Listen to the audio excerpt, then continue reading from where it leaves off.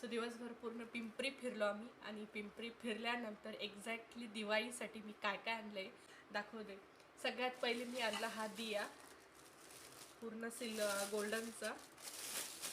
हे बघा पूर्ण असं पूर्ण दिवे ह्याला म्हणजे इतकं सुंदर आहे ना. नॉर्मल कपड्याची रांगोळी न म्हणता हे कपड्याचंच एक आहे पण त्याचाच एक टाईप आहे पण खूप सुंदर आहे. साईडला गजरा टाईप आहे. इथे गोंड्सनी त्यांनी हे केलं आहे.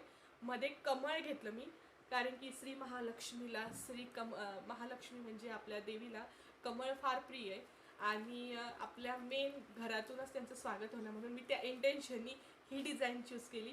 मध्ये हे बघा छोटंसं असं मस्त तुम्हाला दिवा ठेवायला पण आहे. हे घेतलं अवघ्या 400 रुपयात लटकन्स. सो हे सुरुवातीला तर मला 2च घ्यायचे होते पण जेव्हा तो म्हणे की तुम्हाला 150ला जोडी देतो पण सगळे आम्हाला भेटले 300ला 10. ह्या सगळ्या 300ला 10.